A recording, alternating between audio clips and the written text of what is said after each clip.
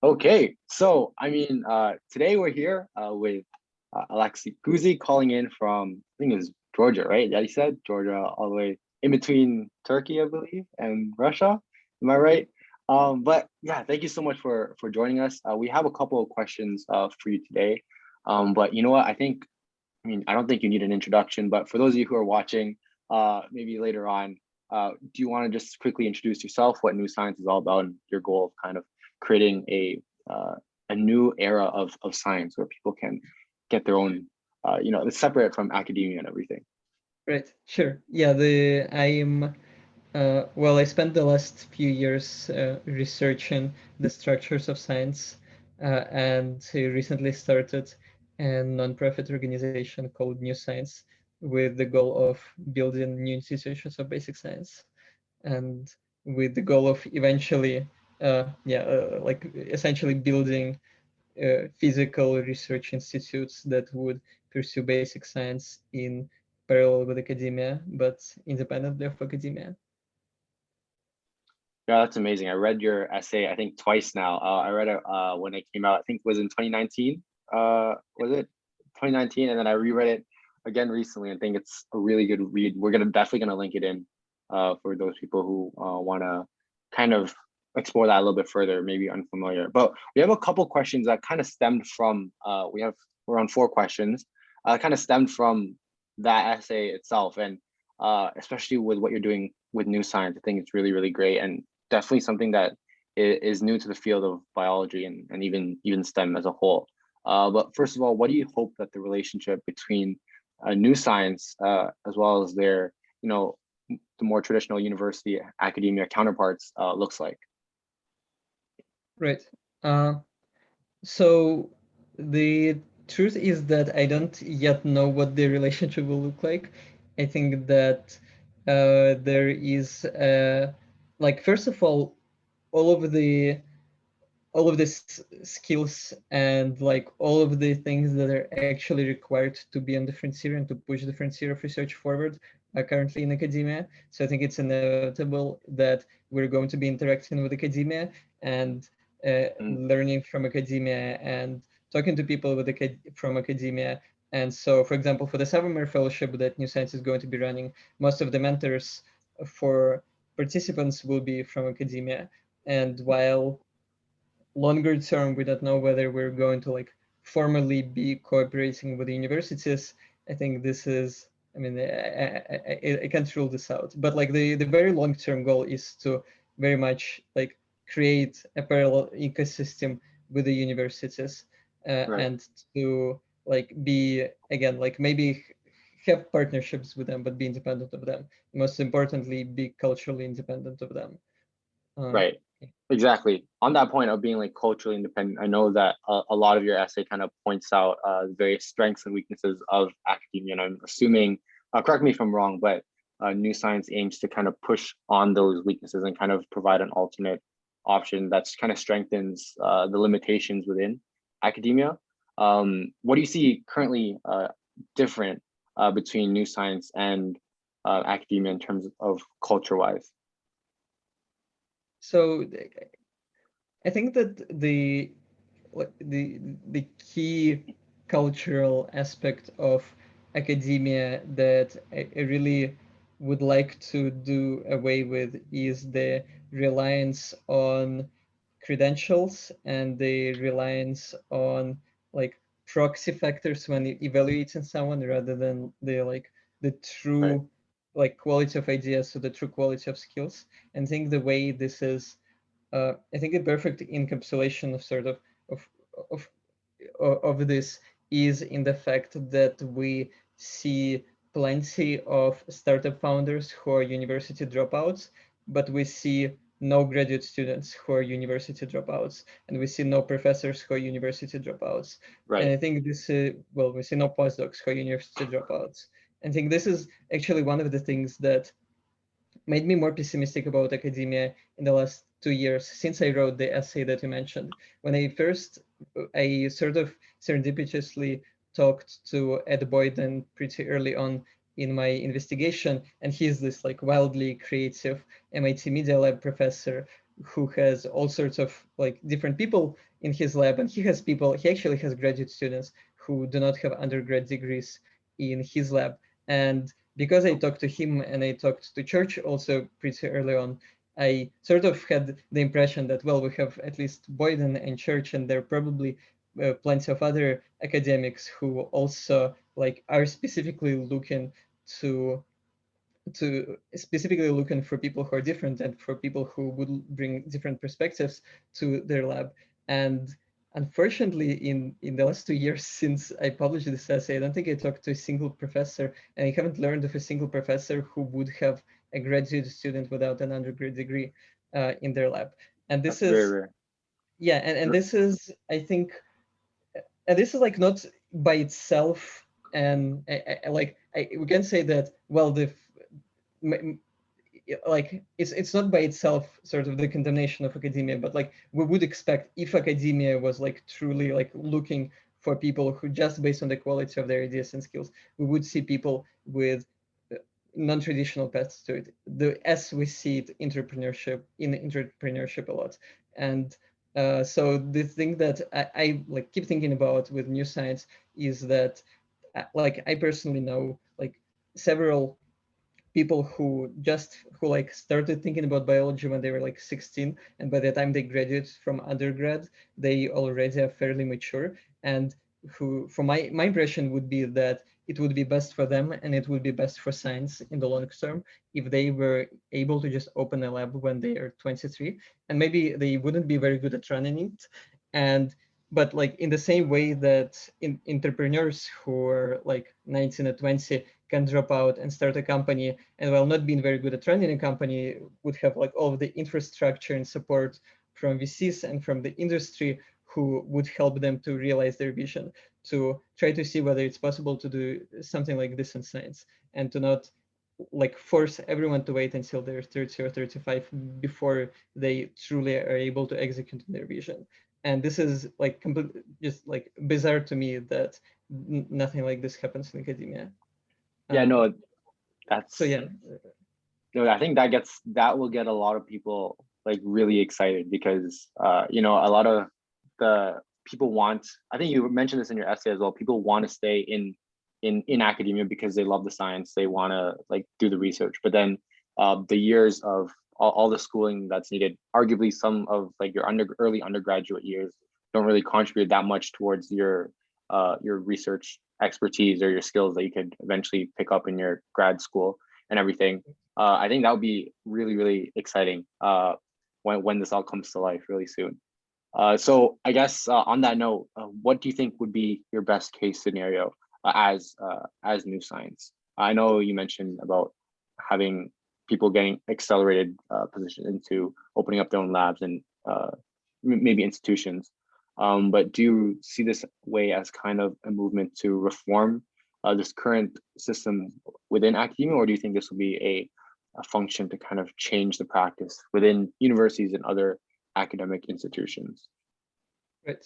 So I mean, the hope is that once universities and once these classic institutions, once they have some sort of external pressure, that they will be forced to reform themselves.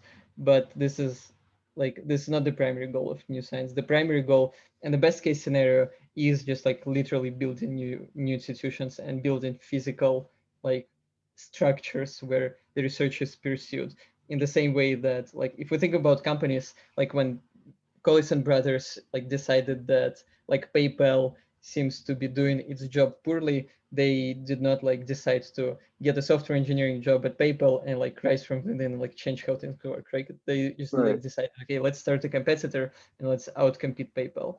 right. And of course then PayPal was forced to like react, and now they're doing a much better job. But the fundamental goal is to just like start something new and do it better than the existing Mhm. institution is doing Yeah. are doing. Yeah. Are you expecting that such an established thing that is academia will end up reacting to what? I mean, obviously, I think that would be an amazing goal to have with new science really revolutionizing the future of academia. But is that something that you're you're on the trajectory towards for the future? I mean, it's too early to tell. Given that like we haven't really started operations fully yet. We got incorporated earlier this year, Mm, and we're going to be running our like first summer fellowship, which is like next summer. designed to be the first step towards this long-term vision. We're going to run it next summer, so I think in a couple of years, I will be able to answer this question, and I hope that I'll be able to answer it positively. Yeah, But it's definitely too early to one tell it right now. for sure. Okay, so I mean, I think in your essay you talk a lot about many supervisors, and especially there's a part where you're looking at younger people using their creativity and their new skills to kind of spearhead what the innovation what that happens within the lab, and usually the PIs being confined to writing grants and everything, and doing more of the administrative work, especially within like the smaller lab groups. Uh, what would your since New Science is kind of building this new way of, or this new wave, if you will, of revolutionizing science, what would you say your ideal research lab setup looks like in terms of management and operations? Right. So the answer is again is that I don't really have a very good answer, and the reason is that I think like so the way I think about this is that so I mentioned George Church before, and like his lab structure is like very similar to like the lab structure of like a typical professor, right? They're like graduate students and they're postdocs and they're like lab techs. Maybe they're like senior postdocs, and then there's Church.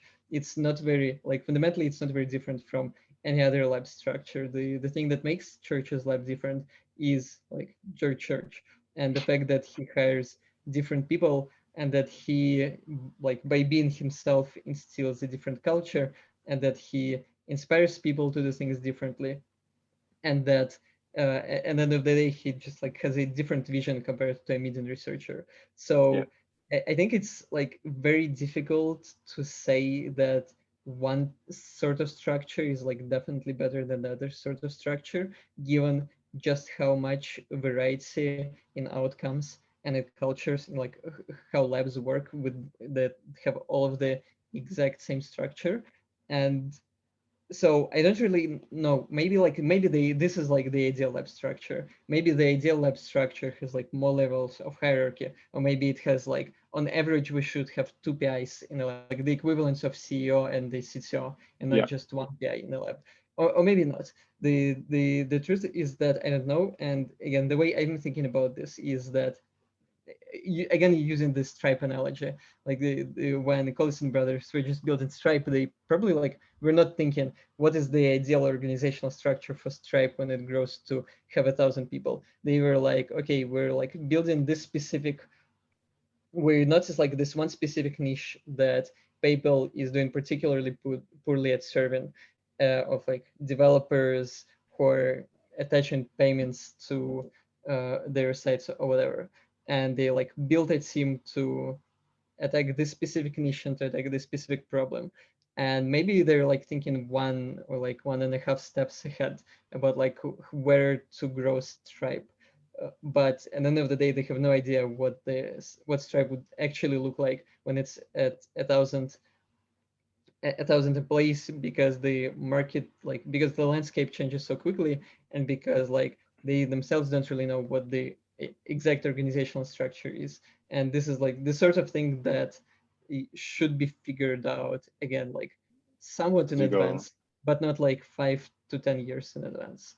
And I very much so I'm thinking that right now very hard, me and my team are thinking very hard about the structure for the summer fellowship that we're going to be doing, and we're thinking very hard about like how to run it, how to make it most useful for the fellows.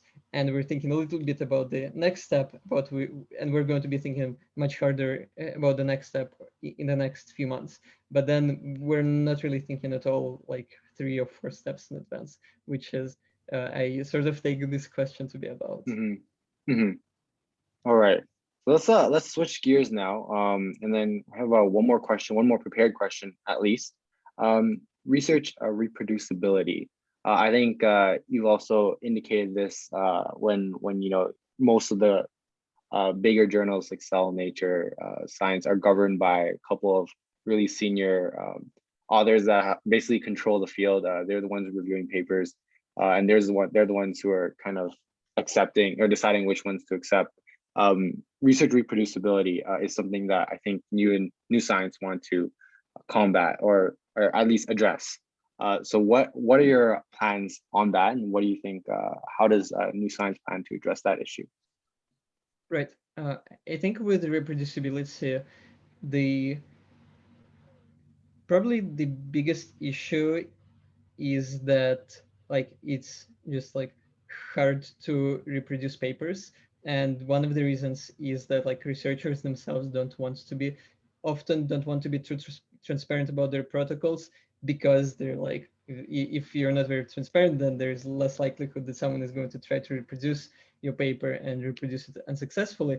But then there's also the fact that journals often have page limits that force people to cut out a lot of details of what they're doing and make reproducibility very hard. And the current plan that we have is to basically like make people be very detailed about what exactly right very like yeah, be very open about what they actually do and try to document the things they do in as much detail as possible.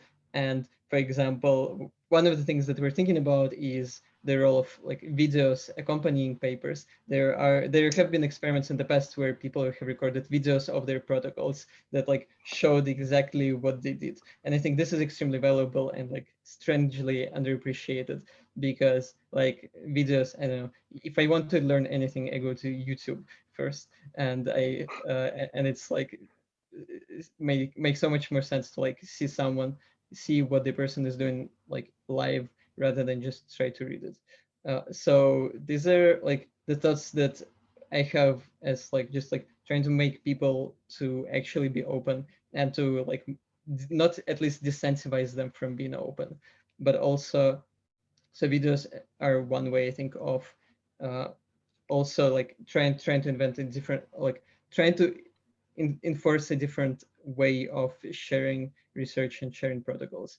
But uh, I do not yet have a more detailed answer about this as well. I think we're Mm, going to see as we're so for the summer fellowship, as we're running it, we're going to see how do we make sure that the results of the research that people do are accessible, and how do we make sure that people are doing things that are reproducible and that actually make sense.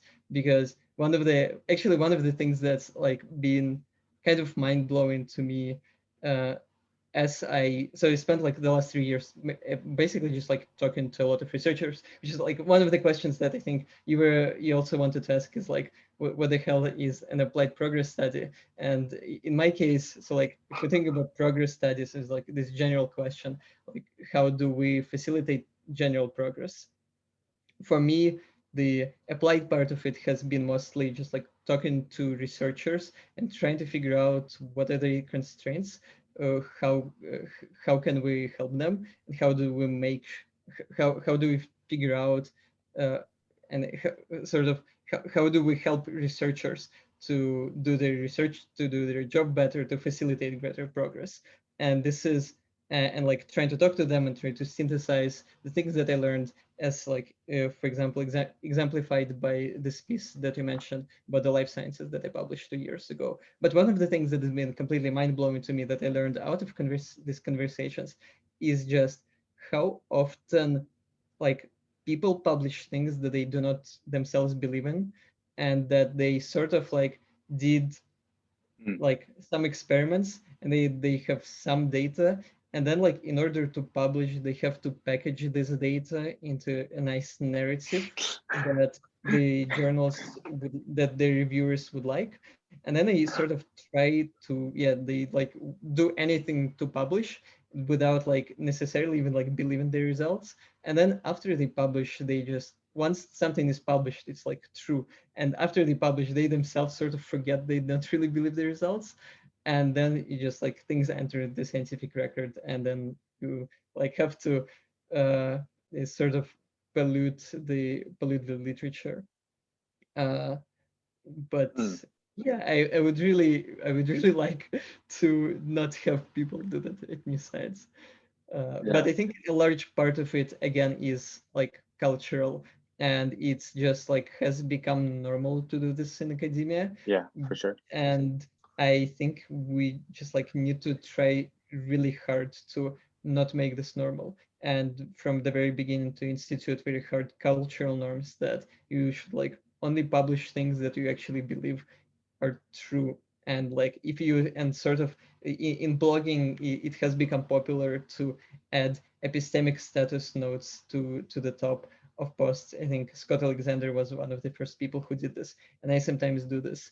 And I think something like this could be also done in science, where maybe you're not entirely sure in your result, but you can transparently know this, that yeah, I'm not actually 100% sure about the thing that I did here. And it's also just like kind of bizarre how much this the way publishing system works. It like forces people to like at least assert confidence in what they did, even in cases where they're not actually confident. Uh, yeah. Huh. That's interesting. I remember in when reading your essay that you mentioned how a lot of the grants, like the NIH grants and everything, they really focus on science that isn't as risky. And so a lot of the times, researchers and these groups of people who want to like discover something that's completely out of the box, completely unorthodox, they don't get the funding to end up, uh, looking into that because like the major sources of their funding comes from people who want to be relatively more conservative, relatively more like the products are more applicable in that sense. And so would you say in that kind of environment, it cultivates more of a of research groups that kind of lose their motivation to actually find out what they're really passionate about, considering that a lot of people come into academia or probably go down the research path really passionate about one very, very niche subject maybe, but then not having enough support and not enough people to kind of talk about that with or even start a group with. Right. Yeah, I think so. And it is also uh, yeah, the thing that I was going to say is that it's also like kind of bizarre how strong these external pressures are. And like in Yeah. particular, I think it's bizarre in that like we would think that the world of business is like more short-term oriented than the world of science, and more competitive, and like you're more constrained. But in reality, at least my impression is that like when you're starting a startup company, investors often understand that like the founder knows their problem much better than they could know it, and sort of like they invest in the company and take a step back and let the founder execute on their vision. And it's also strangely not really the thing that we see from the NIH, for example. Like with NIH, you apply for the grant, and then you like are evaluated, and then like you are at every step of both like applying for grants and publishing and sharing your results, like you are always within the constraints of what everyone around you thinks is interesting and thinks is worthwhile. And it's Mm. never and and it is weird just how much I think people end up adapting their research agendas for what they think these peer review committees at the NIH will fund. And yeah, I'm sure it's like, well, at least like among the people I talk to, this is like, I don't think that lots of people get filtered out. Lots of people who like care like about their personal vision and care about just like executing on their vision and doing the things that they find most interesting, they're able to do this in startups, and they're like often not able to do this in academia, and they often end Right. up leaving academia because academia has just so much pressure on doing the things that your peers what your peers find interesting rather than what's actually important. And like if you're ahead of your peers, then like your peers are not going to understand you. This is actually one of the things that's like Oh, mentioned to me quite regularly about like one like funny example, I guess, is of someone who, so like people in the life sciences, they often like only know enough statistics to like sort of, they need day to day and don't really have a very deep understanding of statistics. And what sometimes happens is that they sort of like use statistics incorrectly. And one of the things that actually like several people told me happened to them is that they like got accumulated more statistics training than like is typical of someone in their field of expertise. And they realized that, wait, like my field of research actually uses like a bunch of statistics incorrectly, and this invalidates like a large portion of their results. And then they try to apply for their grants, and then like people in peer review committees are like, well, first, I do not understand any statistics, and then I don't understand what you're doing, so I'm not going to give you money. And second, like, why the hell are you trying to invalidate whatever like a large portion of our community is yeah. doing? We're not going to fund you even further. And so this like again sort of creates this bizarre like absence of feedback loops, self like correcting feedback loops. And so like science is like sort of self-correcting in the long term, but it is like kind of strange just like how this the way funding works, and how again it's so like your success is so conditioned on doing the things that like people immediately around you understand and do not find like particularly offensive to like what they're believing.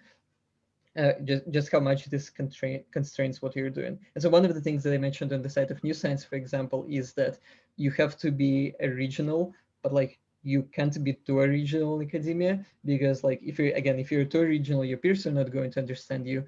And also like if you're trying to be like too heretical, you're going to be like stepping on the toes of other people, and you're going to be like again trying to maybe invalidate the results of the generation before, who are now sitting on all of these committees.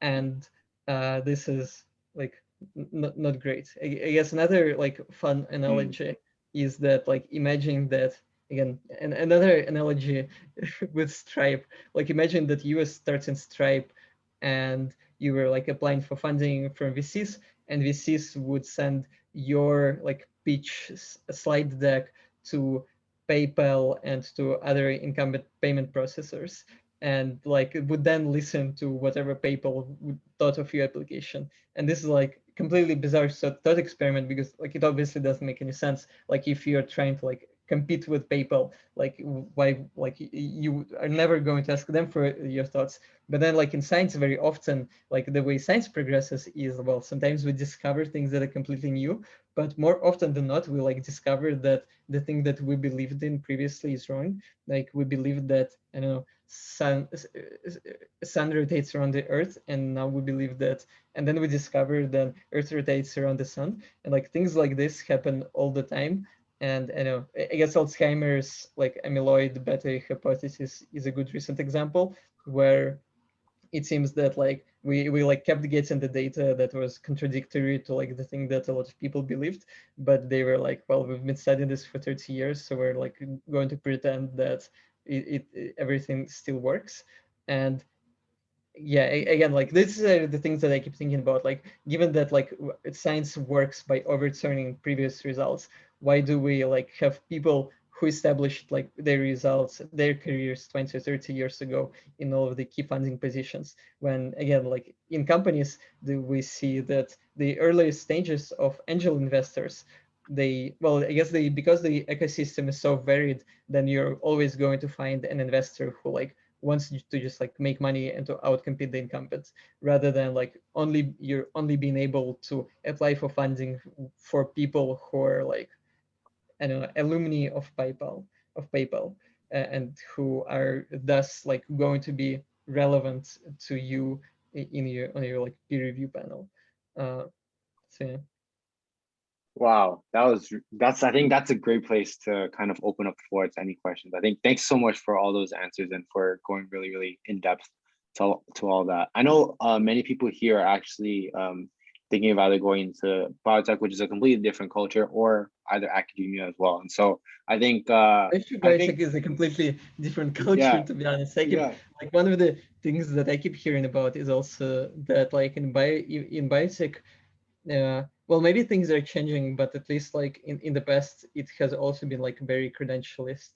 And I keep like hearing about like the stories of people who were like doing really well, and then at some point they just like couldn't progress further because they didn't have a PhD attached to their name. And so like right, if you work in Google, you're just going to keep progressing as your like skill as a software engineer increases. And in this like, well, maybe it's like truer of older biotech companies, but then they just like have a hard cap on how far you can progress as a scientist, like yeah, without a PhD, and like you hmm, without a credential, you're just not allowed to progress further. But yeah. yeah, No, that's maybe the things are changing. Hopefully, the things are changing. yeah, for sure. I think we have a couple questions. So I think Sion can start us off. Cool, thanks. Yeah, so I think my question is sort of with sort of this emergence of these sort of new methods like AlphaFold or GPT-3 and BERT, sort of across ML and I think scientific sort of applications of computing. A lot of these are being driven by, I think, the tech industry in general, right? OpenAI or Google or DeepMind. So do you think that there are certain types of research that may not be possible at all in academia? The main reason I ask this is because when you look at work like AlphaFold, it's really driven by years of work towards developing really strong engineering infrastructure to actually power a lot of this code that's doing AlphaFold. And it's not sort of the traditional paper in ML where you formulate a research idea and you take it to paper in a couple of months. It's like a sort of multi-year long effort, which I think may not be like as incentivized in say like an academic lab. So I'd be curious to get your thoughts on that. Right. Well, I think you basically answered your own question in that academia is very good for these early stage projects that don't require big teams, don't require deep infrastructure.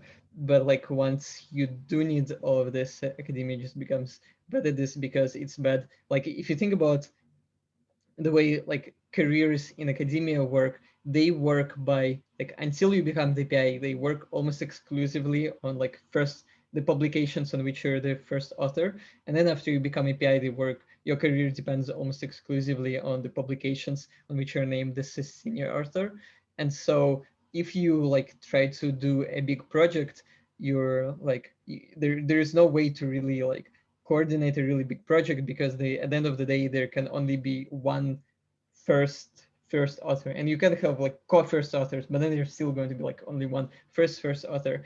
And the yeah people in academia in my experience find it like very hard to coordinate people like even within their own lab often, but like especially so across their labs.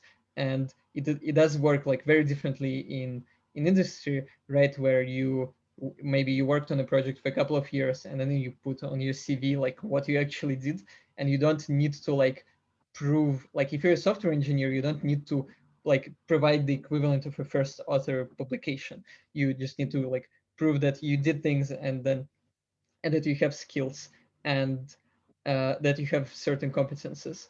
And so this is like one of the things that makes bigger projects difficult.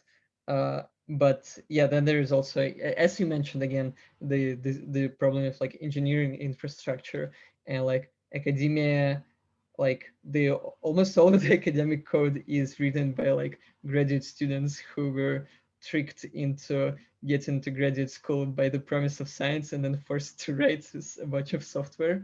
And I think this is a good way of like maintaining the like software and in science. And people, yeah, it's just like very difficult to hire, to have like good like code infrastructure and to write good code in science. I think like I keep hearing, and like first because of the way like the funding is structured, where like people earn like 150 or 20K a year when they get a job at Google out of college, and then like this is the salary of like a professor at MIT, like approximately.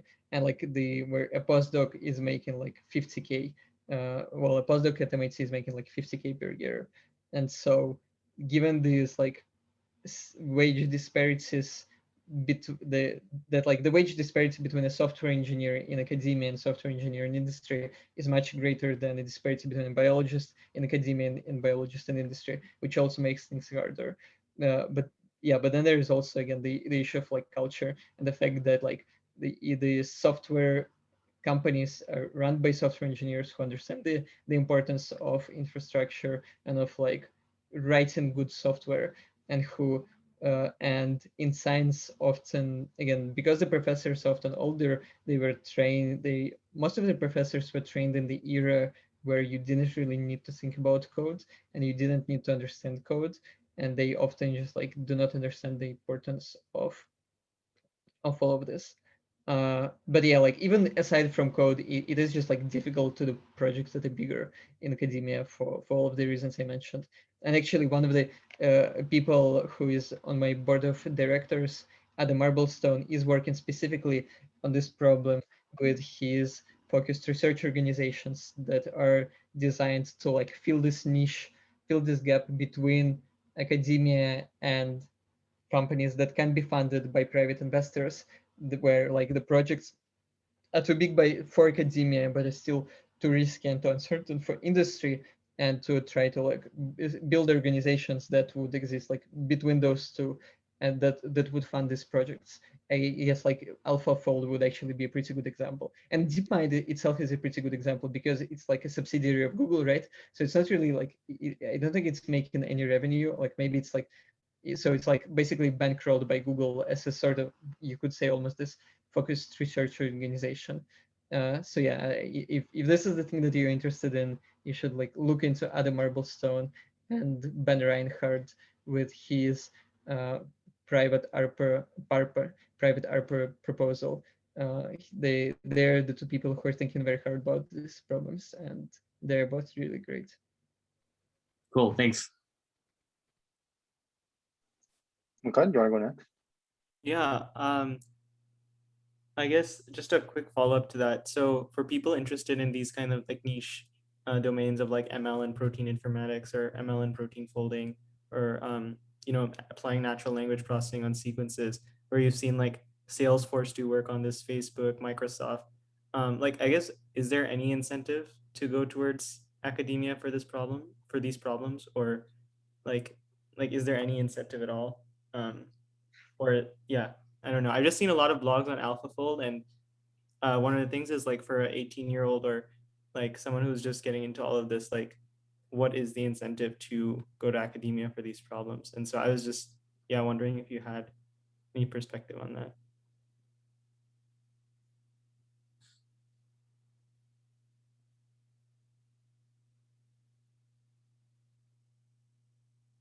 I would guess that, I mean, there is a good chance that the answer is no.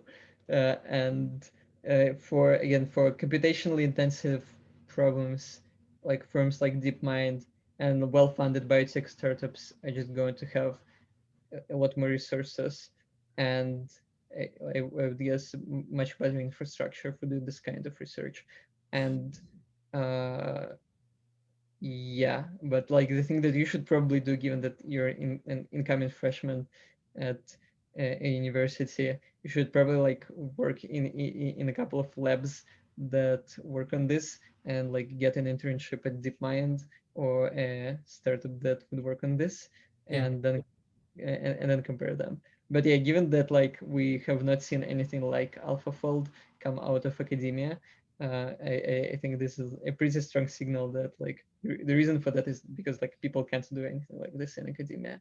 And so if this is the type of problem that really interests you, then you should like either join a company that's working on this, or like gain the expertise that you need and start your own company. Yeah, quick follow-up. I think what you said makes sense. Like we should have like baselines to compare to, and we should have both experiences to kind of compare to a baseline of what it's like to work in a lab. And then so I think that the second question is like geographically, um, where where should people who have these more unconventional research ideas be going, like geographically? Like, for example, we had Tony come on prior, and like he's someone in Boston who obviously, like, there are pockets of people in Boston I've seen who like are trying to get rid of credentialism, just like you, and like Tony's on the board of New Science, right? And so Yeah, like we he's had an in-depth advisor to New Science, and and he's like one of the most helpful advisors to New Science. Yeah. yeah, like Yeah, he if you start a biotech company, you should like go and talk to Tony if you're yeah thinking of starting it. yeah no he's been we've had super in-depth discussions in BioDojo with him, and we've definitely seen his passion for like having young people in biotech. Um, but yeah, like so there seem to be these pockets of people in like the East Coast, and obviously the West Coast always seem to be like um, yeah, more kind of more unconventional, more kind of unhindered. So I guess yeah, what are your thoughts on that? Like East Coast versus West Coast, or just generally like, or is New Science kind of trying to decentralize that entirely?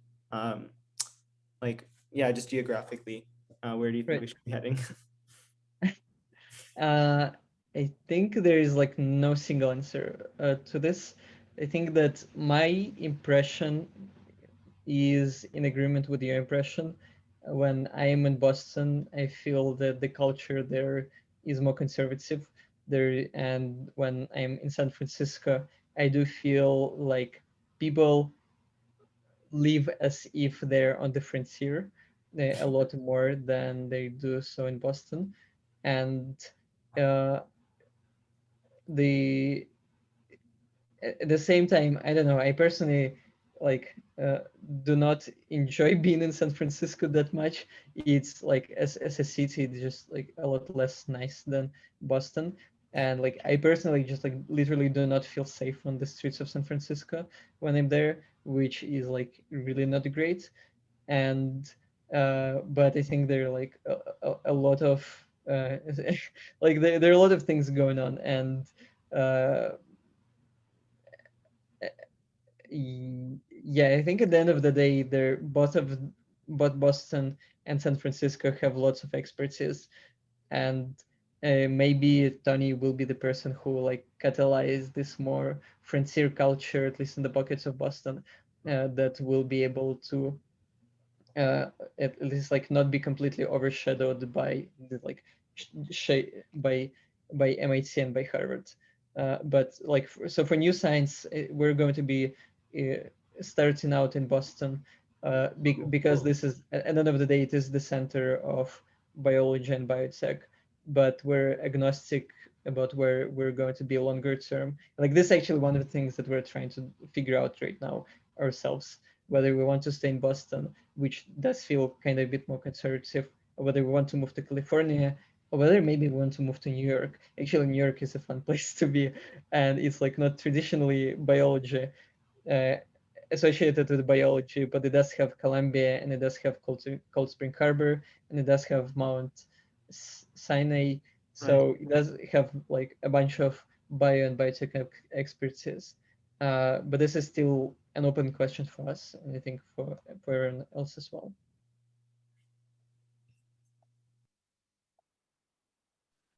Thanks for that. Jiren. Hi, thank you for the awesome presentation. So beyond the, I just have a question, like beyond the point you've talked about finding a research scope, from my understanding, community is also an important part of academia, where, they hold events like invited lectures and visiting programs, or even collabs between labs. I thought the vision of the new science organization is to create lab outside those traditional academic settings. So how would new science kind of coordinate the sense of community, and how would new science would define and build the relationship between the traditional academia institute, or is there any plan for such link and establishment? Thank you. Right. So the question is how we're going to facilitate these collaborations between people and between groups. Yeah, those sense of community that used to have, traditional academia findings settings. Right.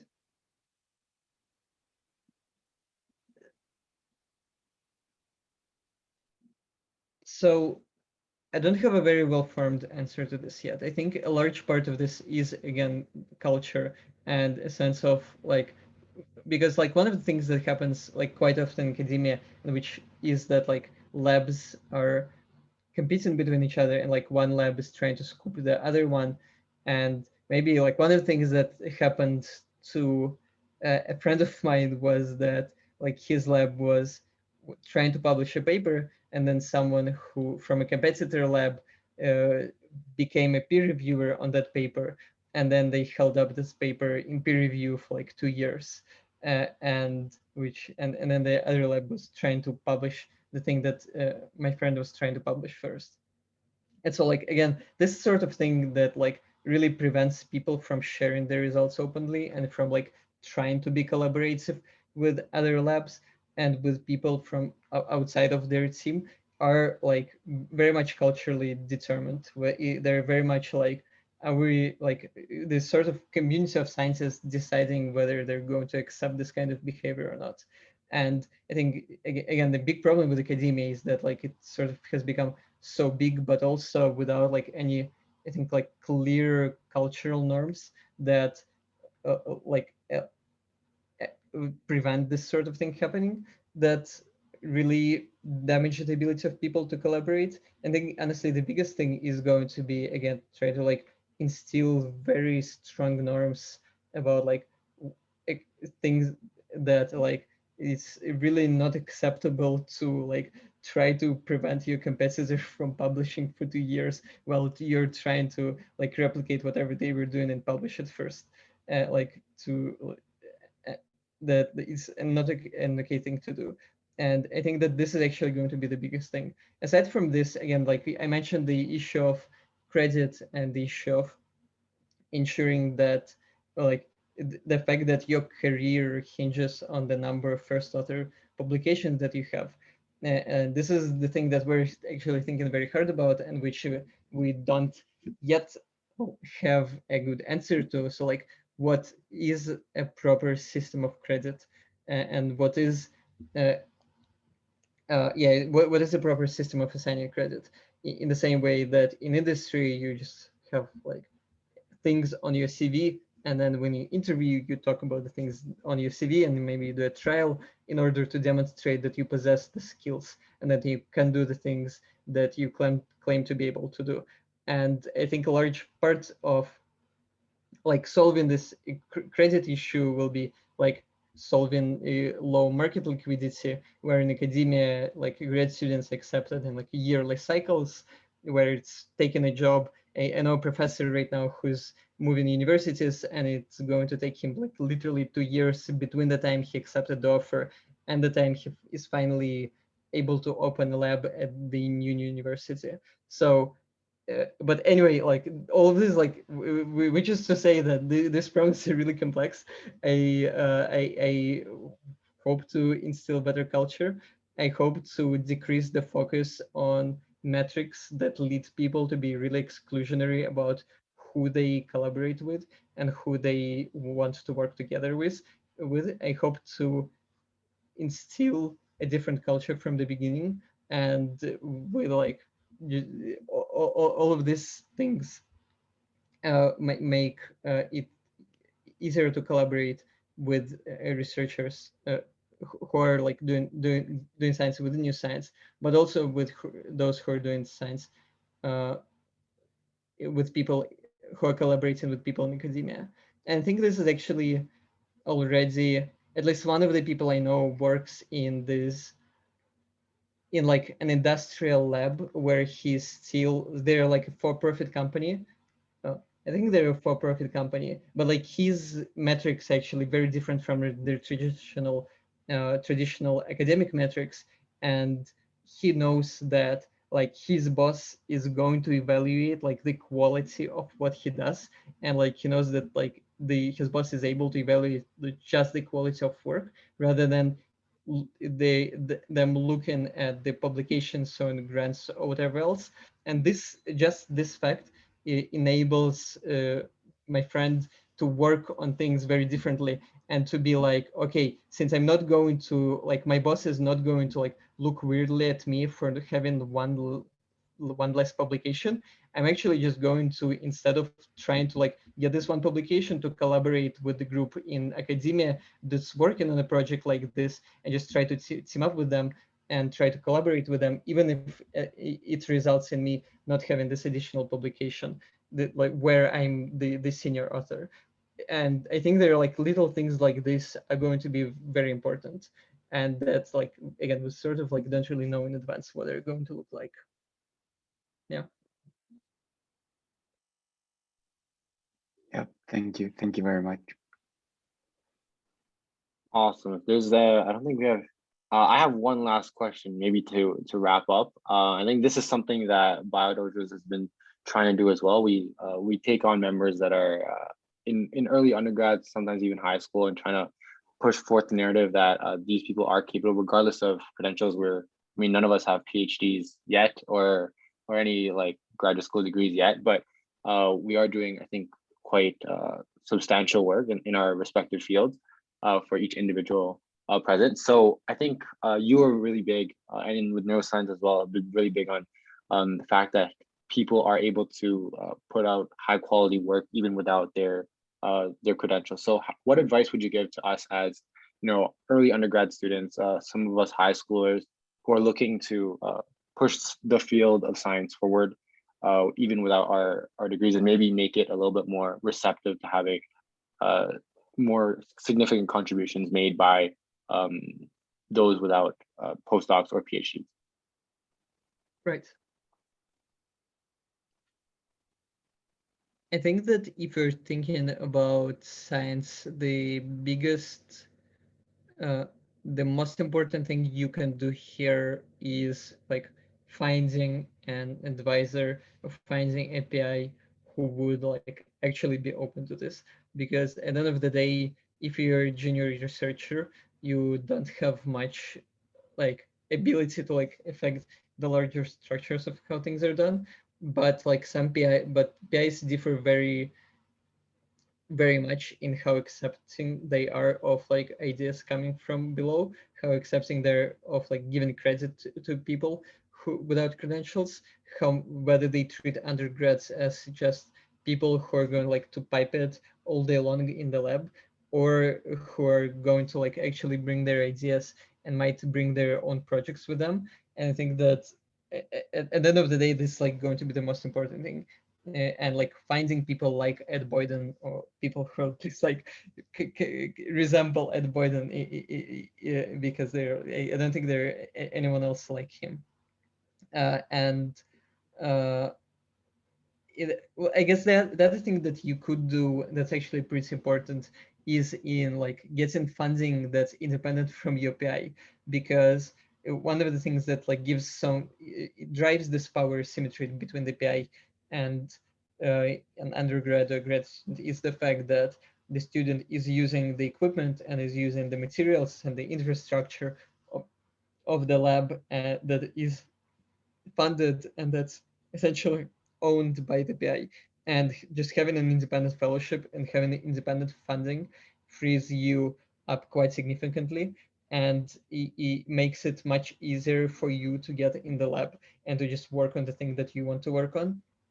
And I think everyone here is probably familiar with emergent ventures, and like I know like at least a couple of examples where the funding from emergent ventures specifically allowed people to work on things that are very different from what's normally possible in academic environments. Because once you're self-funded, the PI is just like usually much more accepting of you just like bring in your own project and work on the thing that you want to work on, because like they're no longer like they no longer have to like again like pull some funding from their grant, which is usually limited, and make sure that they're able to like get you work on the thing that will bring them more money. So yeah, so and yeah. Yeah, no, thanks for that. I think that's a great way to end off. Alexey, thanks so much for spending your Saturday evening with us. We'll be sending you a follow-up, and I really appreciate it. It's like 10 o'clock for you now. So thanks so much for sitting in with us, and thanks to all of you who have tuned in today. Cool. Thank you for Thanks so joining. much. And if you the other piece of advice, if you do have projects that you would like to Yeah. work on that are basic science projects, you apply to should the go to the internship. site of New Science and express interest in the summer fellowship. We have not opened the applications yet, and I know that this group is more focused on biotech entrepreneurship, but and like the things that we do at New Science are much more focused on basic science, the things that are not going to be commercialized for like 20 or 30 years, or like the things that are hopefully like CRISPR in like late 1990s. And Yeah. if you do want to work on something that is probably like not going to be able to be commercialized for a while, and that's like basic science, and you like don't even really know if it makes sense or not, but you think you'll be able to drive the project with the support of more experienced mentors, then you should consider applying. Yeah, for sure. There's definitely a lot of basic science people here at BioDojo. So we're definitely gonna pass the word out to all of them. Thanks so much, Alexey. Thanks for having me. Thank you. All right. Thanks. Take care. Bye.